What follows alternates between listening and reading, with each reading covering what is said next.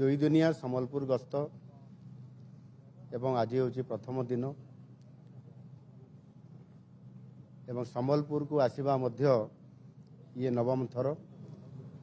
एवं जिते बड़े भी मु सम्बलपुर जिला को आई अंचल को आसवाई भावी एवं आसीची मध्य एवं लोकंकर विभिन्न जो समस्या दाबी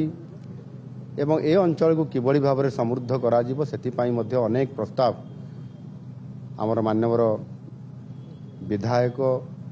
मान्यवर मंत्री माने जेभली भाव में प्रस्ताव देइछंती एवं साधारण लोक माने भी जो प्रस्ताव दियंती ताकू आमे गुरुत्व दउ। आज पाखापाखि प्राय 950 कोटी टंकार विभिन्न प्रकल्प को आमे तार शिलान्यास भी करिछु एवं उद्घाटन भी करिछु। गत दिन मानकर मध्य जेते बड़े मु आसीथिली सेतिरे हीराकुद डैम रो कैनाल रो लाइनिंग करिवा काम एवं अन्यान्य विकास रो काम को मध्य आमे फोकस करिथिलु। एनु नेचुराली ए अंचल को आगु को नबा पई एवं सम्बलपुर को एक स्मार्ट सिटी रो जो ताकू पूरा करने पाई अनेक प्रकल्प आज आम सरकार स्वतंत्र भाव हाथ को नहीं। आज आम ई बस सेवा आरंभ करलु। ई बस 25 टी आज तार शुभारंभ है एवं आगामी दिन में आहरी 75 टी ई बस आसबार खूब शीघ्र ये कार्यक्रम भितर सामिल हो जो थे कि पॉल्यूशन मुक्त एवं समस्ते किभली भाव में डिजिटल पेमेंट माध्यम सहर विभिन्न अंचल को जाइकरी समाने तांकर निजर काम संपूर्ण करिकरी समाने निज घर को मध्य जाई पारिबे ये व्यवस्था मध्य आज आम आरंभ करिछु। एवं माँ समलेश्वरी मध्य सौंदर्यकरण एवं तार उन्नतीकरण पाई मध्य प्रथम फेज पर द्वितीय फेज रो मध्य हाथ को आम नहींछु एवं सेथिरे मध्य डीपीआर अनुसार अनेक अर्थर प्रावधान करा जाइछि। महानदी ये रिवर फ्रंट एवं ताहा सहित मध्य विभिन्न रिंग रोड एवं अन्यान्य जो प्रोजेक्ट अच्छी आपंकर ट्रमा केयर सेंटर अच्छी आपंकर अटल बस स्टैंड कथा अच्छी अनेक प्रोजेक्ट जो थे कि आसंता काली मध्य किसी प्रोजेक्ट रो मध्य शिलान्यास करिवार भी कार्यक्रम अच्छी। बड़ कथा होची जो कथा आज आलोचना हेची जे अतीतर जो आंचलिक जो विभेद देखा दौला वैषम्यता आसूला आ से अंचल रे ये सम्बलपुर मध्य सामिल थिला आ सेथिपाई पश्चिम ओडिशा तरफ दाबी होउतला किभली भाव में पश्चिम ओडिशा विकास परिषद हेबा पाई समय निश्चित भाव में सेते बळे गुरुत्व आरोप करिकरी परवर्ती पर्याय रे हला किंतु आमे देखुछु जे ता परे मध्य से उत्तर ओडिशा हो दक्षिण ओडिशा हो एमती अनेक अंचल अच्छी से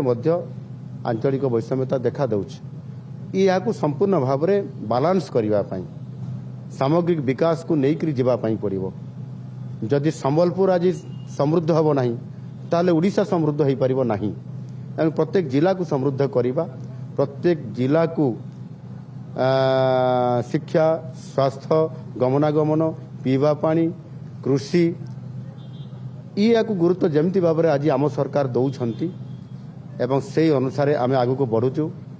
आ निश्चित भाव में जो आमर विजन अच्छी 2036 रे आम ओडिशा को समृद्ध राज्य में परिणत करने आथिपाई जोठी आंचलिक वैषम्यता रोची जोठी विभेद रोची जोठी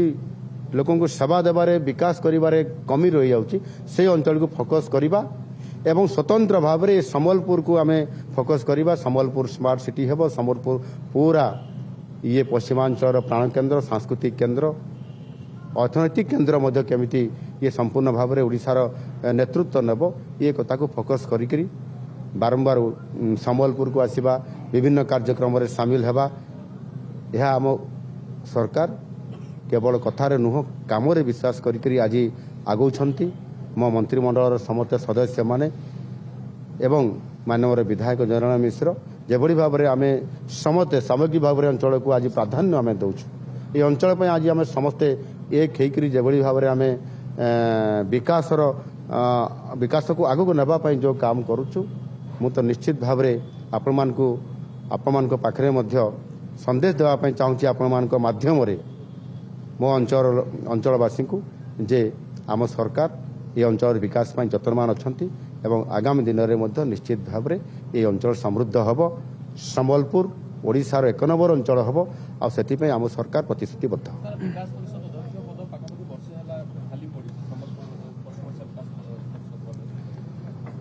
सरकार आमर आसला परे आमे विभिन्न जो वैकेंसी कथा कहतु सरकारी चाकरी वैकेंसी कथा कहतु एवं विभिन्न पदपदवी कथा कहते सेगुड़िक आम पूरण कर लगिछु एवं सरकारी वकिल भी आम पूरण कर सारीछु एवं पश्चिम ओडिशा विकास परिषद समेत आमर जो बोर्ड्स आमर जो चेयरमैन विभिन्न आमर कॉर्पोरेशन गुड़िक अच्छी सेगुड़िक खूब शीघ्र पूरण हम और से आम